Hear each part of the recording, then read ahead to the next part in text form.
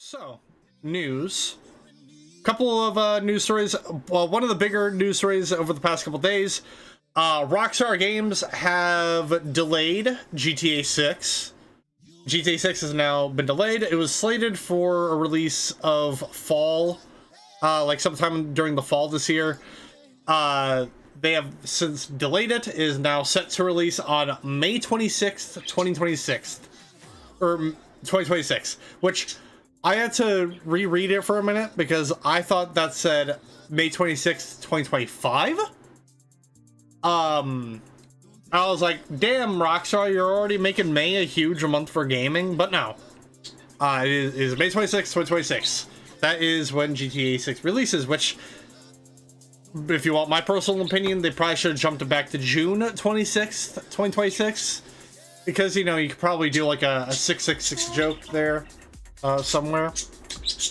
But yeah, I know a lot of people are upset. People are kind of comparing this to the amount of delays that Cyberpunk 2077 was having during that game's release window. I don't know if it's as bad as that. Hopefully it'll be as polished and more so than Cyberpunk was when because Cyberpunk, it's better now, but it was very poor on release. But regardless, yeah. So now you have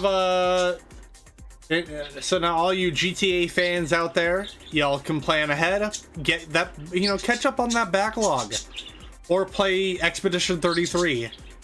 I know I sure am not, because I am currently playing Metaphor and Warframe and all a bunch of other games.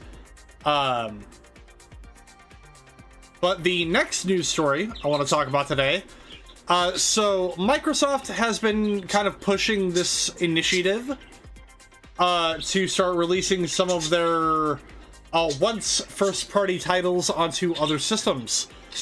They started with, I believe, by adding the Forza, I think it was Forza Horizon.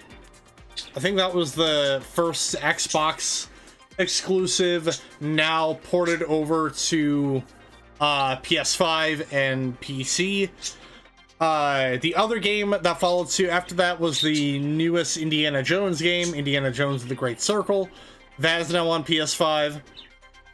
And just today, this was breaking, Microsoft announced a Gears of War Remastered is being released. It is called Gears of War Reloaded. Not only is it going to be released on PS5 in August of this year, but it is also going to be seeing a Steam release. So that's awesome. It'll finally give me an excuse to sit down and play the Gears of War games, roughly, because so far, when it comes to Game Pass, right? When it comes to Game Pass, only Gears of War 1, 4, and 5 are on Game Pass. And on Steam, it's like Gears of War Reloaded, which, obviously not even out yet, and then Gears of War Z-Day, I think is what it was called. It's like a prequel game that got announced at the Game Awards.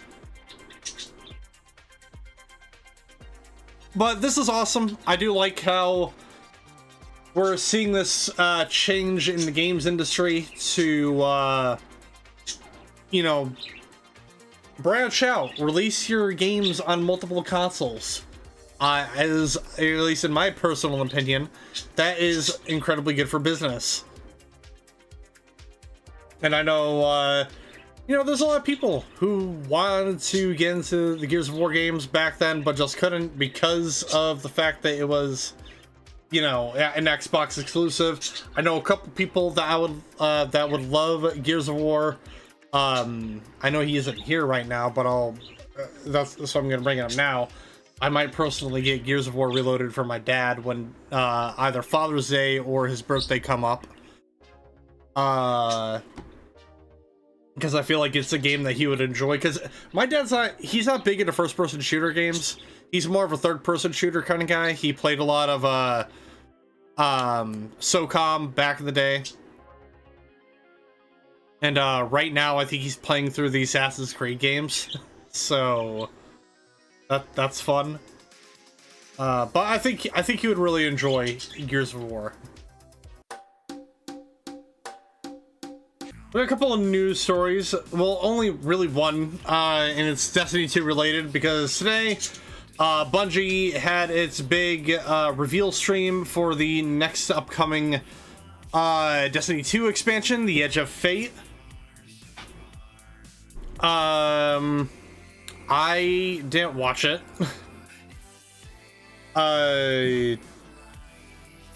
It could be interesting. I don't know, I guess it's my fault for not watching it. But anyway, they did announce that it's being released in July. It'll be July 15th. They showed off a roadmap that they're showing. So you got your regular pass. Looks like the season for The Edge of Fate is going to be called the Season of Reclamation. And along with that, there's going to be a major update in September called Ash and Iron. It looks like there's going to be new and reprised activities, a bunch of other stuff. Looks like we might be getting Rise of Iron content in Destiny 2, which, again, if they're re-adding this, if they're re-adding old content from previous games, previous game, why not just re-release Destiny 1 on PC? Is my main question. But also, it's like, here's the thing. So, they vaulted old content for the sake of trying to keep the file size smaller. Meanwhile, the file size for Destiny 2 has only gotten bigger. I think it is over like 150 gigs now, that game.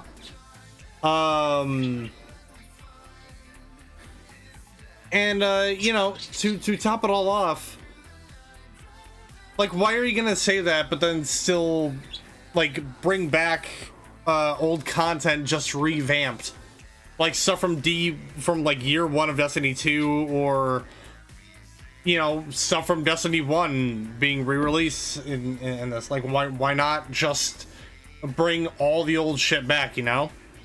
And top of it all off, there's a video I saw recently where someone went to a bunch of like random locations that you could still go to in Destiny 1 and Destiny 2, mainly Destiny 2, but these are locations that were used for like one-off things from like previous seasons, and they serve no purpose now.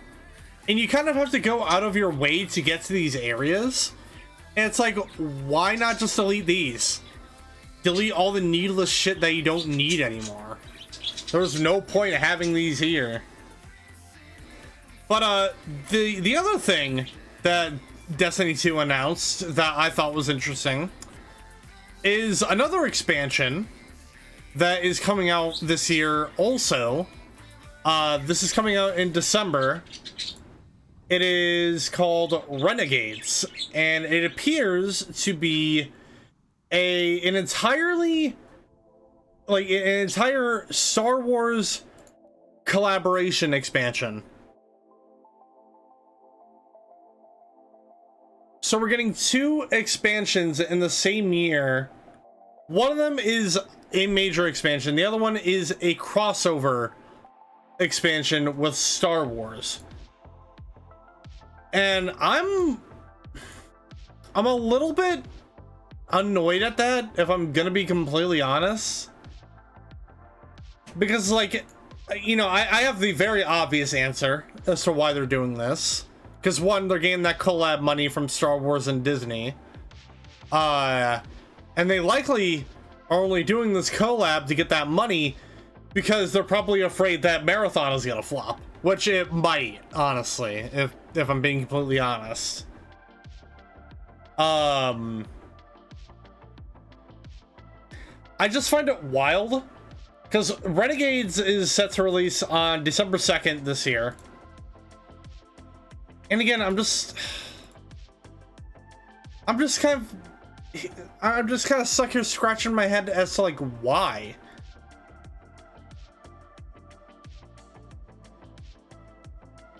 Like, I don't know where Destiny 2 is going.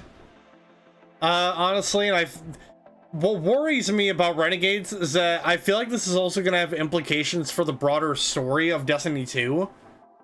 Because I'm just trying to think about, like, depending on where the Edge of Fate takes us, like, what does Renegades do? Like, is it literally a side expansion? Because if it's a side expansion, why not make it a season? Like a season of Renegades or something like that.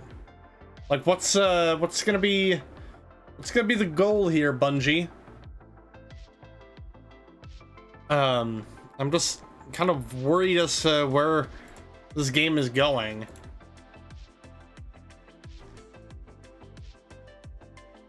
Because coming in the expansion, so we got, because I'm looking at the roadmap that they posted, so we got obviously new story, new locations, and new missions, new weapons, gear. We're getting a new raid, which is just called the Edge of Fate. I don't know if that's the actual raid itself or... Oh, you know what? Never mind. I read it wrong. So we're getting a new raid in the Edge of Fate, but then when Renegades drops, we're getting an entirely new dungeon. And as for the major updates, because there's another major update with Renegades coming out in March called Shadow and Order, along with the season that's going to be happening during Renegades, which is called Lawless. So the major update, we got new reprise activities, a new sandbox meta, new events, new modifiers and challenges, new gear and artifact mods. No surprise there. And then the rewards pass, it's your season pass. I mean, you should probably understand at this point what that entails.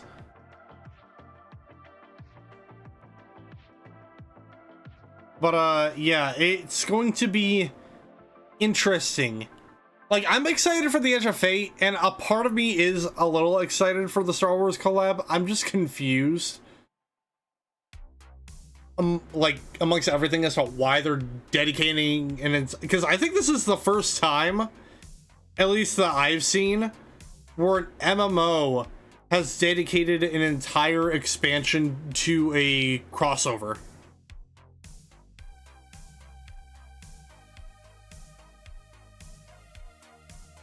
So it'll be interesting to see what happens on that, but